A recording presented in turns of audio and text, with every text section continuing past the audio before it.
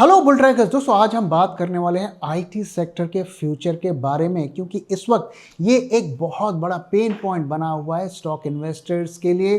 और साथ में सभी लोग जानना चाहते हैं कि इस गिरावट में हमें और खरीदना है, एवरेज करना है, या इससे दूरी बनाना है, निकल जाना है।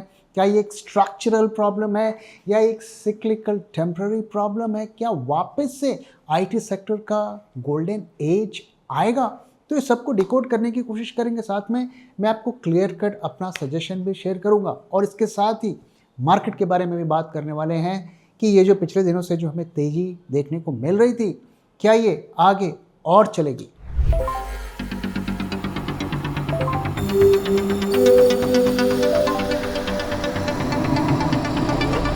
जब मार्केट की हो बात, बेटर आस्क बुल ट्रैक।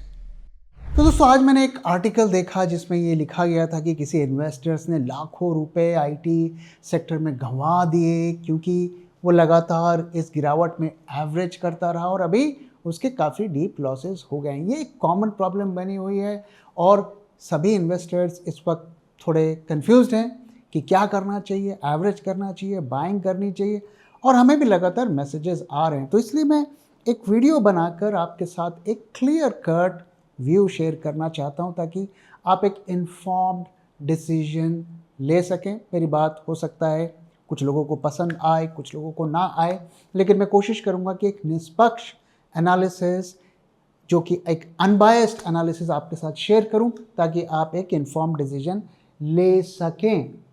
तो पहले समझते हैं कि आईटी सेक्टर में हो क्या रहा है। तो ये अब वर्स्ट सेक्टर बन गया है 2026 का। उसमें 30% से ज़्यादा का फॉल इस साल हमें देखने को मिला है। कंपेयर टू निफ्टी अगर आप देखें तो 3 गुना ज़्यादा लॉसेस देखने को मिले। एक टाइम पे IT sector best performing sector था और सबसे ज़्यादा प्रॉफिटेबल था, सबसे ज़्यादा कैश जनरेटिंग था, और अब ये हम इस दौर पर आ गए हैं कि ये वर्स्ट परफॉर्मिंग हो गया। तो ये हमें एक इम्पॉर्टेंट लेसन देता है कि स्टॉक मार्केट में कोई भी चीज़, नथिंग लास्ट फॉर एवर। सबका टाइम आता है ऊपर जाने का और नीचे जाने का। पिछले 20 सालों से इस सेक्टर ने इमेंस वेल्थ क्रिएट किया है, जॉब्स क्रिएट किए हैं हमारे लिए, जो जो इंडस्ट्री में काम करते हैं उनके लिए पैसे जनरेट किए हैं। लेकिन ऐसा लगता है अब वो वक्त ख़त्म होने लगा है, वो एरा इज़ नाउ ओवर। सो आप देख सकते हैं कि कैसे ये मार्केट को लगातार अंडर परफॉर्म कर रहा है। बाकी के सेक्टर्स में हमें बीच बीच में रिकवरी देखने को मिलती है, लेकिन इसकी रिकवरी सस्टेन नहीं होती है। तो क्लियर कट साइन है कि यहाँ पर वैल्यू करेक्शन हो रहा है, और पीक से 42% का यहाँ पे हमें फॉल देखने को मिला है। और इसका ट्रिगर क्या था कि एआई की वजह से इनकी बिलिंग, इनके बिजनेस और इनका जो मेन बिजनेस था लेबर आर्बिट्राज का, वो खत्म होता हुआ दिख रहा है। AI repricing 5 lakh crore of investor wealth loss हो गया है सिंस February 4, जब से एआई के कोडिंग टूल लॉन्च हुए हैं। और आईटी का वेट अब 8% से नीचे हो गया निफ्टी में। एक टाइम पर ये 20% होता था। धीरे धीरे आप देख रहे हैं कि वेटेज कम होता जा रहा है और बाकी के सेक्टर्स का वेटेज बढ़ता जा रहा है। 9 out of 10 index stocks trade 20 to 27% below their 200-day moving average. तो ये कोई टेम्पररी टेक्निकल फॉल नहीं दिख रहा है, ये एक सस्टेनेबल मैं कहूँगा कि डिप्रेशन दिख रहा है आईटी स्टॉक्स में। तो कोर प्रॉब्लम क्या है? तो इसे हम ग्रोथ गैप कहेंगे, ना कि पैनिक। तो अगर आप देखें कि पैनिक सेलिंग नहीं हो रही आईटी स्टॉक्स में, ये स्लोली एक सिस्टमिक मैनर में स्टॉक्स को एग्जिट किया जा रहा है। रीजन क्या है कि global AI directed tech spend, जो एआई से रिलेटेड टेक स्पेंड है, वो 10 से 13% ग्रो कर रहा है पर ईयर, बट आईटी का रेवेन्यू 3 से 4% ग्रो कर रहा है। तो ये जो गैप है, मैं क्यों इसमें पैसे लगाऊं जब यहाँ पे मुझे ज़्यादा ग्रोथ मिल रहा है और आने वाले सालों में मिलेगा। जेपी मॉर्गन का कहना है कि ये सेक्टर 2 से 3% के ग्रोथ में स्टक है फॉर द पास्ट 3 years। और अब ऐसे ऐसे अजम्पशंस हैं कि अगले 2 साल तक इसमें कोई ग्रोथ देखने को नहीं मिलेगा, डिफ्लेशन देखने को मिलेगा। यानी कि जो उनकी इनकम होती थी, जो वो कमाते थे, जो उनका बिलिंग होता था, उसमें फॉल देखने को मिलेगा अगले 2 साल तक। सो 2 साल तक हो सकता है इनके शेयर प्राइस बढ़ जाए, लेकिन इनके बिजनेस मॉडल में कोई बदलाव नहीं होने वाला है। वहाँ पर हमें डिफ्लेशन देखने को मिलेगा और इसकी कोई अभी तक कोई सॉलिड रीज़न नहीं है कि कोई ड्रामेटिक ग्रोथ इनके रेवेन्यू में हमें देखने को मिलेगा। कम से कम आज के टाइम तक हम ये आपके साथ शेयर कर सकते हैं। और बीच बीच में हमें उसमें राइज देखने को मिलता है। कई दफ़े जब ऐसी खबरें आती हैं कि वहाँ पे यूएस में इंटरेस्ट रेट्स हो सकता है इमीडिएटली ना बढ़े, तो एक रिलीफ रैली बीच बीच में हमें देखने को मिलती है। साथ में करेंसी से भी ये कनेक्टेड है। तो जब इंडिया की करेंसी में थोड़ी स्ट्रेंथ देखने को मिलती है तो भी यहाँ बाउंस देखने को मिलता है। सो बीच बीच में आपको बाउंस दिखेंगे, लेकिन आपको एक लार्जर ट्रेंड देखना है और लार्जर ट्रेंड में आईटी में सेल ऑफ हो रहा है। इसमें कोई कंफ्यूजन नहीं होना चाहिए। और ये सेल ऑफ ऐसा नहीं है कि अभी स्टार्ट हुआ, ये काफ़ी टाइम से चल रहा है। सो यहाँ पर जो सबसे इंपॉर्टेंट क्वेश्चन है वो क्या है? The real question is no longer why did IT fall, it is ये ऑलरेडी गिर रहा है। Has the market repriced a temporary slowdown or a permanent business model change? तो इस वक्त मार्केट को यही कंफ्यूजन है, क्या ये टेम्पररी प्राइसिंग की प्रॉब्लम है या इनका जो बिजनेस मॉडल ही है वो पूरी तरीके से धराशायी हो गया है। इसको लेकर कॉन्ट्रडिक्टरी स्टेटमेंट्स आते हैं, कंपनीज कुछ कहती हैं, एनालिस्ट कुछ कहते हैं, लेकिन हम ये देख रहे हैं कि ये मॉडल ही एक तरीके से कोलैप्स होता हुआ दिख रहा है। वो कभी भी पुराने स्टेट पर नहीं जा सकता जिस तरीके से एआई ने इस इंडस्ट्री को डिसरप्ट किया है। If a cat wants to be a lion, it needs to lose its appetite for rats. What do you want to be? Bulltrack Global Portfolio. Think big, think global. अब देखिए, पिछले 4-5 सालों से जब से ये बुल रन स्टार्ट हुआ, सभी ने आईटी के स्टॉक्स भर भर के अपने पोर्टफोलियो में रखे। शायद ही कोई इन्वेस्टर्स होगा जिसने आईटी के स्टॉक्स को नहीं ऐड किया होगा। हमारा शुरू से स्टैंड रहा है कि आईटी सेक्टर में टीसीएस 2024 से पहले तक हमारे बाय लिस्ट पे था। हमने 2021 के पोर्टफोलियो में भी टीसीएस को ऐड किया था, लेकिन उसके बाद से आईटी को लेकर हमारा व्यू चेंज हुआ है। और अभी नतीजा क्या है कि ज़्यादातर इन्वेस्टर्स लॉस में क्यों चल रहे हैं?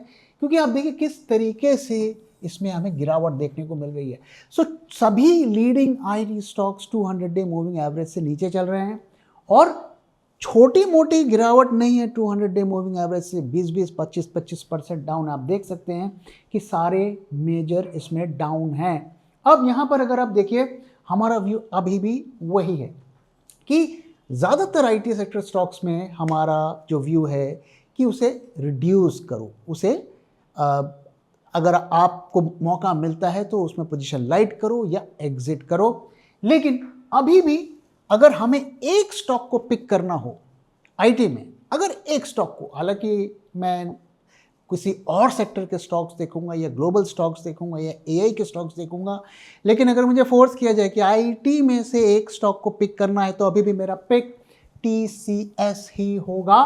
लेकिन अब जो इसकी वैल्यूएशंस जो हैं, जिस तरीके से हम देख रहे हैं, एक्यूमुलेशन जोन क्या होगा? सो ये हमारा एक्यूमुलेशन जोन होगा 1650 से 1800। इसकी वजह क्या है? इसकी वजह ये है कि अगर आप ग्लोबल जो आईटी सर्विसेज कंपनी है उनका पीई देखें तो वो 9 से 10, 11, 12 पीई मल्टीपल पे ट्रेड हो रहे हैं, लेकिन ये हमारे stocks thanks to SIP and mutual fund अभी भी ओवर वैल्यूड है। सो आइडियली जब वर्ल्ड के जो टॉप आईटी सर्विसेज स्टॉक्स हैं वो 9-10 पीई पे ट्रेड होंगे तो हम इसे 15 पीई क्यों दें, जबकि इनकी ग्रोथ रेट 2%, 3% है। इवन मिड जो टेंस में भी इनकी ग्रोथ रेट नहीं है। तो ऐसे में अगर हम इस पीई को ध्यान में रखें तो यहाँ पर वैल्यू इमर्ज होके आती है।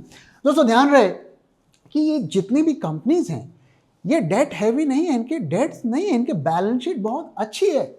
प्रॉब्लम है कि कब तक ये जो इनकी जमा पूंजी चलेगी, कभी ना कभी इन्हें बड़े इन्वेस्टमेंट्स करने पड़ेंगे, बड़ी कंपनीज खरीदनी पड़ेंगी और तब इनका कैश खत्म हो जाएगा तो क्या होगा। अभी ऑलरेडी हम देख रहे हैं कि कई कंपनीज, अभी रिसेंटली पर्सिस्टेंट ने भी एक बड़ी कंपनी को एक्वायर किया, L&T ने भी, माइंडट्री ने भी किया। तो कंपनीज अब एक्विजिशंस कर रही हैं और एआई में घुसने की कोशिश कर रही हैं, लेकिन उसके रिजल्ट्स आने में अभी काफ़ी टाइम है, इसलिए हमें वेट करना है, हड़बड़ी नहीं करनी, आपको मौके मिलेंगे। और जैसा कि मैंने आपके साथ शेयर किया कि अभी फिलहाल के लिए TCS के लिए यही वैल्यू जोन है, बाकी से मैं दूर रहूंगा। आइए अब बात करते हैं, क्या ये एक स्ट्रक्चरल प्रॉब्लम है या सिक्लिकल प्रॉब्लम है। तो स्ट्रक्चरल प्रॉब्लम की अगर देखें क्या बदल गया जो कि अब अंडू नहीं हो सकता, अब हम वापस पुराने दौर पे नहीं जा सकते। तो पहली चीज़ कि ग्रोथ अब कभी भी शायद 15-20% आने वाला नहीं है, इनका मॉडल पूरी तरीके से चेंज हो गया है। अगले 2 से 3 साल तक हमें 5% से कम का ग्रोथ देखने को मिलेगा, ऐसा कई एनालिस्ट लोग का मानना है। साथ में जो एक बड़ी डेवलपमेंट हुई है जिसकी वजह से इनके बजट कट हुए हैं, IT बजट कट हुआ है, वो ये है कि अब कंपनीज टोकन्स और क्लाउड में ज़्यादा स्पेंड कर रही हैं, जिसकी वजह से इनके बजट्स कट हो रहे हैं, क्योंकि आप काफ़ी चीज़ें जो ये करते थे, जो ये सर्विस प्रोवाइड करते थे, वो अब AI से छोटे मोटे जो एक्सपीरियंस के जो IT सेक्टर के लोग हैं वो कर सकते हैं। ये AI वाले, इनके AI टोकन्स जो हैं इनके बजट को खा रहे हैं, क्योंकि IT बजट तो एक ही होता है, पहले वो पूरा का पूरा इन कंपनीज को जाता था, अब उसमें से 30, 40, 50% AI कंपनीज खा रही हैं। तो ये स्ट्रक्चरल चेंज है, ये टेम्पररी चेंज नहीं है। और गाइडेंस, कोई भी कंपनी अगर आप देखिए वो गाइडेंस, बड़ी गाइडेंस नहीं दे रही है, वो अगले 1-2 सालों के लिए 5% से कम की गाइडेंस दे रही है, सिंगल डिजिट में दे रही हैं। और ज़्यादातर जो ब्रोकर्स हैं, एनालिस्ट हैं, वो इसमें कट्स कर रहे हैं, मल्टीपल्स में कट कर रहे हैं। JP मॉर्गन कहता है कि ये 12 से 15 जो PE है उसमें कट देखने को मिलेगा, 10 से 25% का। मोतीलाल ओसवाल भी कह रहे हैं कि 15 से 20% का PE में कट देखने को मिलेगा। तो ये स्ट्रक्चरल प्रॉब्लम को इंडिकेट कर रहा है। अब कुछ पॉजिटिव चीज़ों के बारे में भी बात कर लेते हैं। तो अभी अगर आप देखें तो इनकी वैल्यूएशंस जो हैं मल्टी ईयर एवरेजेस से काफ़ी कम चली गई हैं। डिकेड डीप डिस्काउंट, हम इसको ऐसे व्यू कर सकते हैं, लेकिन सिर्फ डिस्काउंट, कोई सामान अगर सस्ता मिल रहा है तो इसका ये मतलब नहीं है कि वो अच्छा भी होगा। उसकी वर्थ हमें एक्सप्लोर करनी पड़ेगी, क्या जो प्राइस हम दे रहे हैं क्या उसके वर्थ है। लेकिन फिलहाल के लिए उनके बैलेंस शीट, उनके कैश रिजर्व्स, उनके फाइनेंशियल्स को देख के हम कह सकते हैं कि स्टॉक्स आर अंडरवैल्यूड। अगर ये एक प्रॉपर ग्रोथ का पाथ हमें शो करते हैं तो ये एक अच्छी अपॉर्चुनिटी होगी। AI revenue is real. अब कंपनीज ने रियलाइज कर लिया है कि AI उन्हें करना है, उस तरफ वो देख रहे हैं और हर कंपनी AI की बात कर रही है। अब उनके नंबर्स में वो रिफ्लेक्ट हो रहा है, which is a good thing. TCS की AI सर्विसेज की रेवेन्यू $2.3 बिलियन के आसपास है। HCL won 1.14 billion AI deal और 5,500,000 plus TCS staff AI trend, ऐसा कहा जा रहा है। एक चीज़ जो हमें ट्रैक करनी है कि ये कंपनी स्पेसिफिकली जो AI रेवेन्यू को बता रही हैं या नहीं बता रही, यानी कि AI से इनका कितना रेवेन्यू आया, वही फिगर डिसाइड करेगा कि इनका फ्यूचर क्या होने वाला है। और साथ में इन्फ्लेशन अगर कम होता है, फेड रेट्स कट होते हैं तो इनको इसका बूस्ट मिल सकता है। वर्डिक्ट क्या है? क्लियर कट अगर आप हमसे पूछेंगे तो क्या यहाँ पर हो रहा है, आइए इसको समझते हैं। दो अलग अलग चीज़ें हमने बात की, स्ट्रक्चरल प्रॉब्लम और सिक्लिकल प्रॉब्लम। तो स्ट्रक्चरल प्रॉब्लम जो है बेयर केस है, मॉडल अब बिल्कुल जो पुराना मॉडल था अब वो काम नहीं कर रहा है। और सिक्लिकल अगर देखें तो रेट्स, रूपी ओवरसोल्ड, ये सब बाउंस हमें देखने को मिलेगा। लॉन्ग टर्म अगर आप लार्जर पिक्चर देखेंगे, IT sector is going down. Short term में आपको 1-2 महीने बाउंस वो सब चीज़ें मिलने लगेंगी। और ये जो कहानी है कि क्या मैं इसे एवरेज करूं, क्या स्टॉक्स चीप हो गए, ऊपर से बहुत गिर रहे हैं, क्या मुझे एवरेज करना चाहिए, तो उसका रिस्पॉन्स ये है कि आप ग्रोथ को भी देखिए, ग्रोथ भी इनका गिर रहा है, इसीलिए स्टॉक्स चीप हो रहे हैं। सो अगर ये 5 to 6% का ग्रोथ देते हैं तब तो बार्गेन है। सो हमें देखना ये है कि सस्ते प्राइस पर अगर ये ग्रोथ हमें की गाइडेंस देते हैं तो ये अपॉर्चुनिटी होगी। अगर इसी ग्रोथ पर हमें सस्ता स्टॉक मिल रहा है so it's a big no. और जो तीसरी चीज है जो कंसिडर करने वाली है कि अभी लोगों को क्लैरिटी नहीं है, इनका ग्रोथ पाथ क्या होगा, नया मॉडल क्या होगा, इसको लेकर क्लैरिटी नहीं है। मुझे लगता है उन कंपनीज को भी नहीं है तो एनालिस्ट को क्या होगी, क्योंकि उन्हें ही बताना है कि वो फ्यूचर में क्या करने वाले हैं। सो इसलिए बहुत अनसर्टनिटी है। और अगर आप देखेंगे एनालिस्ट के जो नंबर्स हैं, जो प्रोजेक्शंस हैं, वो काफ़ी वैरी कर रहे हैं। हमारा प्राइस 1800 के नीचे हमें टीसीएस को लेना है तभी बात बनेगी, अदरवाइज आप एक महंगा स्टॉक एक महंगे प्राइस पर ले रहे हैं। सो आईटी में रिवर्सल कब होगा, हमें किन पैरामीटर्स को ट्रैक करना है, इसको भी क्विकली समझ लेते हैं। तो revenue re-acceleration above 4 to 5% in constant currency, इसको हमें वॉच करना है कि जब कंपनी आके बोलेगी हाँ अगले साल हम 4 से 5% का कांस्टेंट करेंसी में रेवेन्यू ग्रो कराएंगे, तब वो टाइम होगा कि हम इसमें पोजीशंस बनाएं। दूसरी चीज जो हमें देखनी है कि FY27 guidance holds without cuts and AI revenue turns net accretive.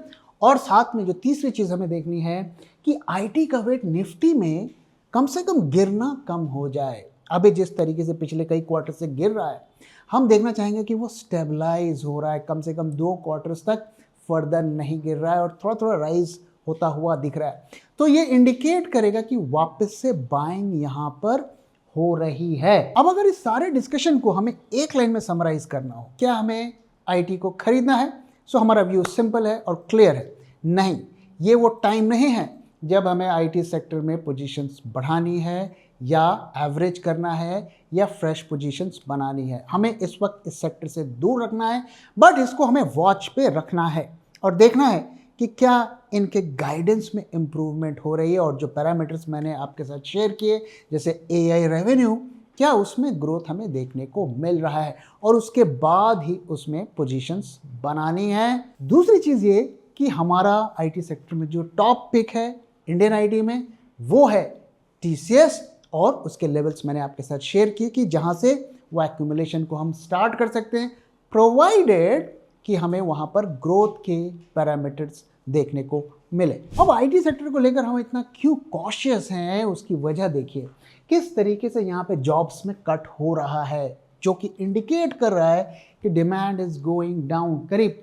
139,000 jobs की कट हुई है और इसमें लगातार बढ़ोतरी हो रही है। 1 in 3 of all US cuts came from tech। 48 to 56% companies ने ये कहा कि AI ऑटोमेशन की वजह से लेऑफ्स हो रहे हैं और AI में $725 बिलियन का केपेक्स हो रहा है बिग हाइपर स्केलर्स के द्वारा। तो आप देख सकते हैं कि ये भी एक इंडिकेशन है कि ये सेक्टर एक बुरे दौर से गुजर रहा है, एक स्ट्रक्चरल शिफ्ट वहां पर हो रहा है। और ये कुछ और मैं लेऑफ्स के डेटा आपके साथ शेयर कर रहा हूं और आप देख सकते हैं कि ये सभी कंपनी हजारों में जॉब्स को कट कर रही हैं और ज्यादातर ये कह रहे हैं कि AI की वजह से ऐसा हो रहा है। तो जो इम्पैक्ट AI का है इसे हम डिनाई नहीं कर सकते। अब भाई दोस्तों आज के मार्केट डेटा की तरफ चलते हैं, देखते हैं यहाँ से हमें क्या क्लोज मिल रहे हैं। तो पिछले 4 दिनों में अगर आप देखिए निफ्टी ने करीब 550 पॉइंट्स के करीब गेन कर लिए हैं और अगर आप ग्लोबल मार्केट्स में देखें, AI में देखें, वहाँ गिरावट हो रही है। हमारे मार्केट्स रिलेटिवली बेटर परफॉर्म कर रहे हैं। क्या यहाँ पर एक sell on rise type situation बन रही है, वो आगे हम डेटा देखेंगे तो पता चलेगा। अब यहाँ पर अगर वोलेटिलिटी की पिक्चर देखें सो विक्स तो मोटा मोटा उसी लेवल पर है, काफ़ी लो हो गया है और एक नॉर्मलाइज जोन पर जाता हुआ दिख रहा है। कॉल और पुट आईवीज में भी ड्रॉप देखने को मिला है। पुट कॉल रेशियो में देखें सो यहाँ पर हमें बुलिश सिचुएशन देखने को मिल रही है, यहाँ पर राइज हुआ है। लेकिन फ्यूचर्स मार्केट में जो सिचुएशन है ना वो लगातार बेरिश बनी हुई है। अब देखिए पिछले 3 दिनों से मार्केट्स अप हैं, हमने 4 दिनों में 500 से ज़्यादा पॉइंट्स गेन कर लिए, लेकिन अभी भी यहाँ पर ओपन इंटरेस्ट गेन नहीं हो रहा है, बुलिश पोजीशंस अभी भी नहीं बन रही हैं, ये शॉर्ट्स कट रहे हैं। लेकिन शॉर्ट्स भी बहुत ज़्यादा नहीं कट रहे हैं। और एक और चीज़ गौर करिए, अब देखिए कितना कम यहाँ पर प्रीमियम हो गया है। इतनी बुलिश सिचुएशन और हमने 500 550 पॉइंट गेन कर लिए, लेकिन स्टिल यहाँ पर हमें प्रीमियम बढ़ता हुआ नहीं दिख रहा है। तो कहीं ना कहीं ये सेल ऑन राइज का इंडिकेशन है। साथ में अगर आप टर्नओवर देखें, आज पुअर था, एवरेज से कम था। एडवांस डिक्लाइन रेशियो ये सबसे सरप्राइजिंग है। आप देख सकते हैं कि एडवांस डिक्लाइन जो है ये बेयरिश सिग्नल दे रहा है, यानी कि ज़्यादातर स्टॉक्स डाउन रहे। और एफआई के शॉर्ट्स में भी कोई मेजर चेंजेस नहीं है, थोड़े बहुत कट्स हुए हैं, लेकिन अभी भी साइजेबल शॉर्ट्स बने हुए हैं। तो डेटा अगर हम देखें ना, तो ये शॉर्ट टर्म में टेक्निकल बाउंस वाउंस, शॉर्ट कवरिंग वगैरह दिखा रहा है, लेकिन ये clear cut sell on rise के इंडिकेशंस दे रहा है। अब ये चार्ट्स की तरफ चलते हैं, देखते हैं कि यहाँ से हमें क्या क्लूज मिल रहे हैं। तो यहाँ पे कुछ चीज़ें अगर गौर करने वाले हैं कि ये जो रैली हमें देखने को मिल रही है, अगर आप देखें ये लो वॉल्यूम पर देखने को मिल रही है, यानी कि कहीं ना कहीं इंडिकेशन दे रहा है कि कुछ हैंडफुल ऑफ स्टॉक्स को यूज़ किया जा रहा है इसको राइज करने के लिए। मैंने आपको फ्यूचर्स डेटा में दिखाया कि वहाँ पर शॉर्ट पोजीशंस बनती हुई दिख रही हैं। सो यहाँ पर ये clear cut sell on rise का केस दिख रहा है। अब यहाँ पर जो हमारा नया लेवल क्या है, जिसके जो हमें अगर आप बुल साइड पर अगर आपने पोजीशन बनाई है तो आपको स्टॉप लॉस कहाँ रखना है और किससे नीचे हमें सेलिंग का देखना है। सो ये हमारा नया लेवल है 24,385। हमें इससे नीचे क्लोजिंग देखनी है, तभी शॉर्ट साइड का देखना है। अगर आप लॉन्ग साइड पे हैं, पोजीशंस होल्ड करिए और इसको टाइट स्टॉप लॉस रखिए। फिलहाल के लिए अभी जो डेटा देखकर हमें लग रहा है कि ये क्लियर कट ट्रेंड का इंडिकेशन नहीं है। हमें एक बार फिर इस तरीके का पैटर्न देखने को मिल सकता है। मोमेंटम मिसिंग है, वॉल्यूम मिसिंग है, एडवांस डिक्लाइन रेशियो भी फेवर में नहीं है, इसलिए बड़ी पोजीशंस बनाने से थोड़ा बचें और कोशिश करें कि निफ्टी में ना ट्रेड करें। तो दोस्तों इसी के साथ इस वीडियो को मैं यहाँ पे खत्म कर रहा हूँ। वीडियो कैसा लगा जरूर बताइएगा, अपना फीडबैक भी शेयर करना मत भूलिएगा। Thank you very much for watching. Thank you for your time.